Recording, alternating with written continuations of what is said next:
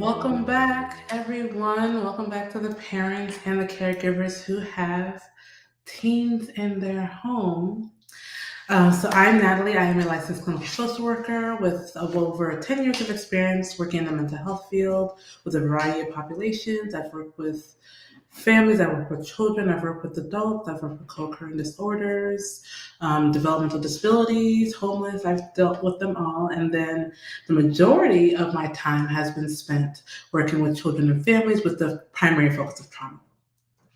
So, other than my professional background, some of my personal titles will be sister, daughter, friend, niece, cousin, citizen of heaven, and follower of Jesus Christ. So, those are just a little bit about me. And then the purpose of coming to you guys coming here today with me is so that we can strengthen you through your tenacious team.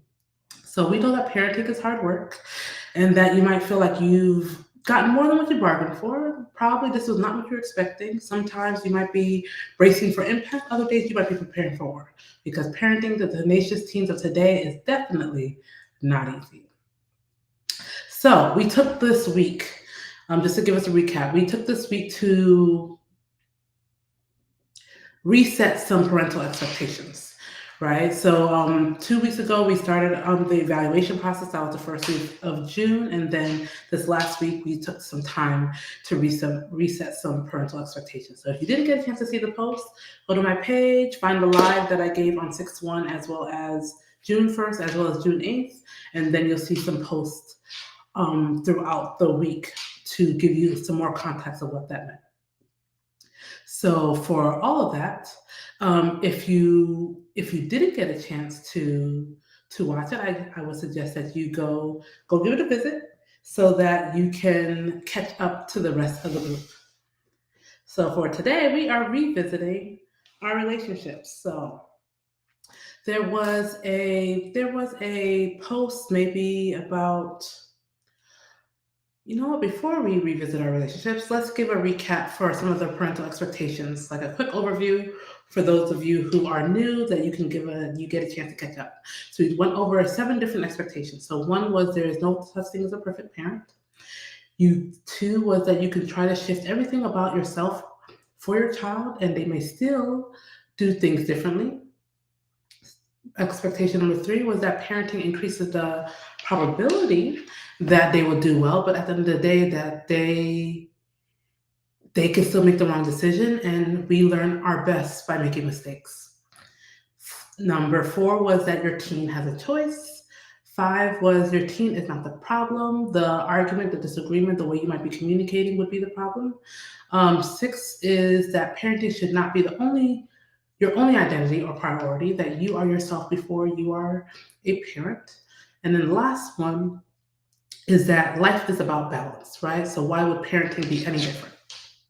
So if you didn't see it that live, go check it out. I had posted it on June 8th, and you'll be able to see throughout the week some posts that correlate to that live so that you can get some context about what we were talking about. Other than that, so that's a brief overview. We are revisiting relationships. So if you think about your general relationship, whether it be with your family, with your friends, you probably need a couple of ingredients to thrive. So some of those ingredients, just some, not all, just some, might be trust, communication, compassion, some empathy, maybe some teamwork, cohesion. Laughter is a big one for me. I need to be able to be laughing. Quality time, maybe service, maybe words of affirmation. Considering all that, right? Those are just some. Remember, those are some, not all. So considering all that, if you know what, considering all that, how is your relationship with yourself? So take a minute to think about it for a little while. And while you're thinking about the answer to that question, ask yourself this one as well. If you had a friend that treated you the way you treat yourself, would you be happy in that relationship?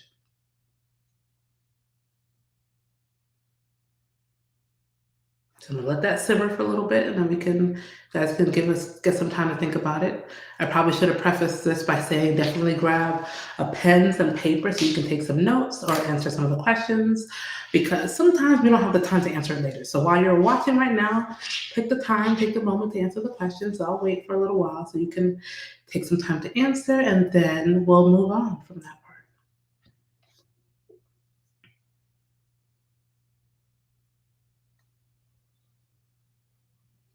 Give it another minute. For those who are just joining, the question was that how's your relationship with yourself? And if you had a friend who treated you the way you treated yourself, would you be happy in that relationship? One thing we excuse me. One thing that we may not always realize is that oftentimes what we are doing to ourselves, we are doing to others, but we just don't realize it. So if that means you're being overly critical with yourself, if you're always putting yourself down sometimes, you're probably doing that to others in a way that you don't even realize. Because which also means that you're probably doing it to your team too. And the purpose of you guys joining me today is we talked about this channel is called Raising Teens with Natalie. So obviously we're going to talk about teens, but the focus is you, the parents, in terms of what do you do with yourself that impacts the relationships around you, that impacts how your teen decides to react or respond to you, which is why that's a question about if you're doing it to yourself, then you're doing it to others, which means the teen in your home.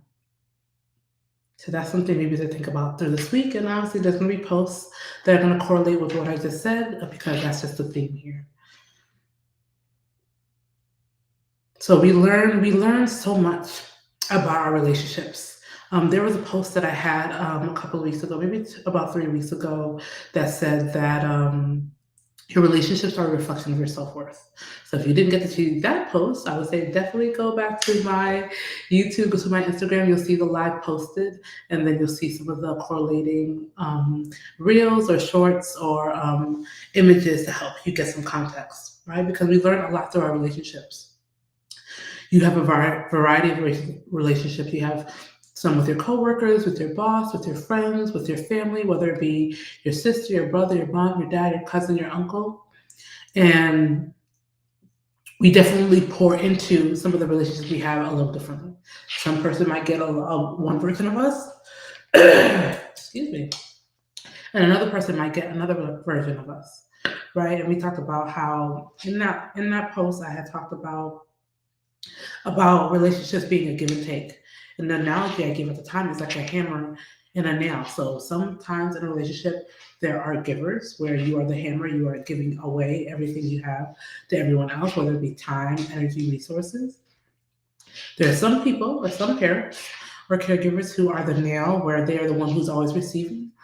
And on the unhealthy side, that would look like just being the needy one and always wanting help from everyone else and not being able to do something on your own, and you're always being poured into. And that would be, and we talked about that dynamic. And then there's some relationships that are reciprocal, that there's a give and take on both ends. So the goal would be to have a healthy balance, not just with your team, but also with everyone around you, even with yourself. Right? Like I said earlier, you are yourself before you are a parent. So having a healthy balance in the relationship with yourself is also important, because that will what you do is what your team will see. And we talked about it last week. They do as you do, not as you say. Not always, anyway. So once again, if you didn't see that post, I would suggest you go check it out so that you can catch up, so that you can understand the context regarding what we had talked about in terms of relationships being a reflection of your self-worth. Right? So the state of your relationships will show you how you value yourself. So keeping that in mind, you do have to build a good relationship with your teen in order for them to actually listen and take consideration into what you say, right? So if you are, and I say this because I've worked clinically with families and teens and parents, and I've worked with a lot of contentious relationships, right? So my primary background with working with teens and families has been with the context of trauma. So trauma might mean that you as a parent, you as a caregiver has your own things or own stressful life events that happen going on. And then you have the teen who I was doing the one who was doing individual therapy with them, and they had stressful life events that has caused them to react in a certain way. And for you as a parent, for you as a caregiver, sometimes that's trauma times two because you have your own that may not have been dealt with. And then your team went through something that you're also trying to deal with and wondering why they're reacting the way that are reacting. Right. So that's why it's important to build a good relationship with your team, which we had talked about the previous week about also having a good relationship with yourself, but in order for you to get some compliance. So the reason why you want to have a good relationship with your team is to increase the compliance, yes, is one, but also so your home could be a little bit more peaceful. Because right now I'm sure things are rocking a little hard because people are people and your teens are in a very hormonal state where a lot of things are changing about their brain, a lot of things are changing about their bodies, so they're going through puberty, and with those changes are going to come some tenacity is the word I'm going to use. So one thing we'll talk about this week is about how it's important the words that we use, which is why I use the word tenacious instead of like aggressive, and that's usually the words that some people might describe their teens: aggressive, stubborn, emotional, needy, greedy, whatever those things are. And I like to use the word tenacious because that's a nicer way, that's a cleaner way to say it, but also it's a way to reframe what your teen might look like. And I'll get into that a little bit more during the week. I don't want to spoil the surprises for the week, but I'll get into that a little bit more about why it's important to manage your words well, right? Part of building a good relationship, part of having a good relationship with your teen has to do with some of the words that you say.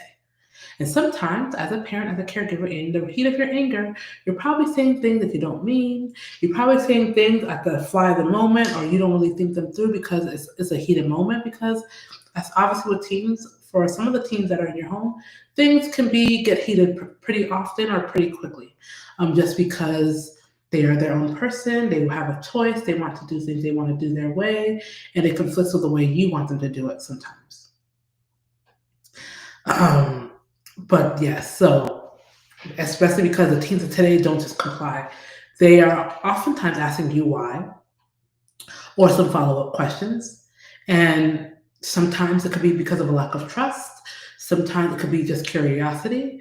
So I would say for you as a parent, as a caregiver, to maybe let go of the defense. So sometimes, as at least in my practice that I've seen with parents, they are thinking that the child is being disrespectful in a way just because they asked a question, just because they responded back. But it's not always disrespect. Now, sometimes with these tenacious teens, it is. But I wouldn't say every single time, right? Sometimes just because of the way they're saying it, it comes off that way. But when they're really asking and what they're really seeking is clarity, which is why I said earlier in terms of like they do as you do, not as you say, because sometimes they're looking at your behavior. And when your behavior doesn't match what you're saying, they are clocking it. And when they're clocking it, they're going to bring it to your face, is what's going to happen. I'm sure some of you parents, some of you caregivers, you've already experienced that so far, and that's just going to keep happening as long as there is a discrepancy between what you say and what you do. But yeah, thinking about the defense. So thinking about just how you spend time with your teen, what are kind of words that you use with your teen, how are you responding to them, and thinking about the state of your relationship right now.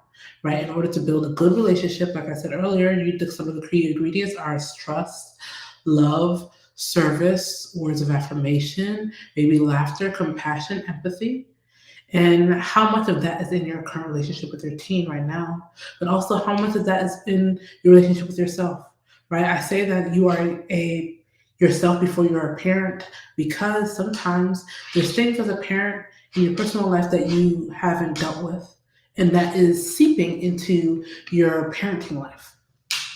And that can be a challenge to try to mitigate the risk or what you're exposing your child to because you still have your own stuff. And I know that at this point in time, you're probably doing the best you can with what you got. because you are a person too. You're not just a parent. You had your own life experiences, your own stressful life things that have happened that may have gotten dealt with, may have not gotten dealt with, right? But being able to be in this space as a parent, some of those boulders can't keep coming with you just because they're affecting the way that you're parenting now. They're affecting the way that you're parenting now in terms of why the relationship with your teen might not be too well. So that's why it's important that you form a good relationship with yourself, which also will result in you spending a good relationship with your teen. So, in terms of, are you spending quality time with yourself? Are you giving? Are you being compassionate with yourself? Are you showing empathy or love? How are you caring for yourself? And then when it comes to your teen, how are you doing that for them? How are you doing that with them? Are we just bossing them around, or are you actually spending quality time with them, doing something that they like to do, not just what you like to do, but what they like to do? So thinking about that for the week in terms of what does your relationships look like with yourself? What does your relationship look like with your teen? And also knowing that because you guys have different expectations, that might be another conversation to have with each other in terms of what are they expecting, what are you expecting in this relationship in the context of them being a teen in your home, so that there's some clarity. So then my final question to you guys as you are watching from wherever you're watching, the question might be, how are you bonding with your teens? How are you bonding with your teens? How are you spending time with them? How are you pouring into them in a positive way and not just in a you do what I say kind of way? So that's all I got today. I know we're a little longer today. I know usually my lives are a little shorter, and today we went a little longer, but 20 minutes is not bad. So as you guys are thinking about this, as you guys are revisiting some of the things that we had talked about, so I'm just going to give a brief recap how we talk about your relationships might be a reflection of your self-worth, and then that how are you spending time with your teen? How is your relationship with your teen? Are you spending quality time with them? Are you pouring in some of the good ingredients in terms of building a relationship with them, and even look at the relationship with yourself? Because I said earlier about what you're doing to yourself, you're probably doing to your teen in your home. And that's something to pay attention to, right? The goal in us being able to talk about some of these topics that we're going to talk about from week to week is to bring some awareness. When you are aware of what you're doing, then you have the option and you have the responsibility to change it if it's not working well. And when you're not bonding with your teen, when you're not spending time with them, when you're not doing the things that they like, when you're not trying to find out who they are as a person, excuse me, other than the person that you raised, then sometimes that results in things changing a little later in life. So as your teen is going to get older, at some point they're going to be an adult. They're going to be 18, 19, 20, 25, 30, right? How good of a relationship they will have in the future with you depends on now. Now, some teens, there might be times where maybe you didn't have the greatest relationship with some of your parents growing up, but then later in life you did. But sometimes some of those rocks, some of those boulders from this early period in life are still carried in adulthood. So I would say build the relationship that you want with your teen now, so that when they are older, when they're an adult, you guys still have a good relationship to maintain versus trying to reverse or undo some of the things that happen earlier in life. How your relationship is with your teen also affects what they think that they can do. It affects their self-esteem. It affects their want and their willingness to do better, become someone important in life so that they can carry life well. But how you relate to your team, how they function in your home, how you guys spend time with each other, how you speak to them has a lot of factors in who they will become. And I'm sure you care about who they will be, and you want to make sure that you're putting a good person out into the world. And that starts with the relationship that you guys have right at home. So give some of those things we had a thought throughout the week. We're gonna meet again next Sunday, but in a different way. Because usually on Sundays we go live every Sunday at 7 p.m. But this next Sunday, because I'll be on vacation, there will be a video posted at 7 p.m. It just won't be live just because I'll be away, and it'll be too hard for me to do live during that time. So we go live every Sunday at 7 p.m. Eastern Standard Time because I am on the East Coast. Definitely follow me at Raising Teens with Natalie on all my platforms. So I'm on TikTok, I'm on YouTube, I'm on Instagram, and then that is it. So I'm going to leave it open in case anybody has any questions who's watching. Um, Thank you, Felipe. You talked about how to bond. I guess I would say for you guys, in terms of paying attention to what your child likes, what are they interested in? Are you actually listening to the things that they're saying when they're talking about what they're interested in versus just I want to say the word ignore. Sometimes life gets busy, so we focus on different things, but pay attention to what your child likes. What have they talked to you actually about? What are some of the things that they have in their room? Because sometimes with the money that you're giving them, they're probably buying posters and whatnot. And then checking like for some of you guys, it might mean going on a date. It might mean having some quality time at home in terms of movies or games or something like that. Sometimes it's just checking in with your teen about their day. I'd actually start with that point in terms of checking in with your teen, because for some of you, at least for some of the parents that I've worked with, in terms of they didn't have the greatest relationship with their teen. Oftentimes, their teen avoided them. And what I would say for some of the people who have some contentious relationships with their teen, I would say just go start by checking in. Whether they want to talk to you or not, I would say start by checking in. And it doesn't have to be a long check-in, it could be a short check-in, but that lets them know that you care, that you're invested, that you actually want to know about how their day is.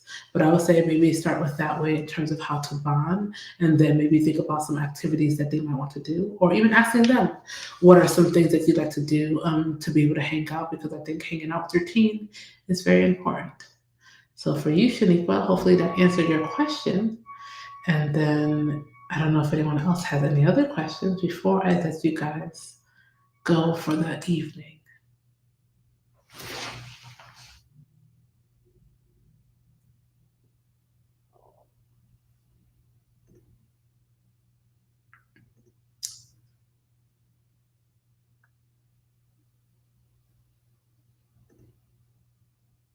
Well, I don't see anything else. I'll probably definitely give some other suggestions throughout this week as we are staying on the topic of revisiting relationships and bonding with your teen.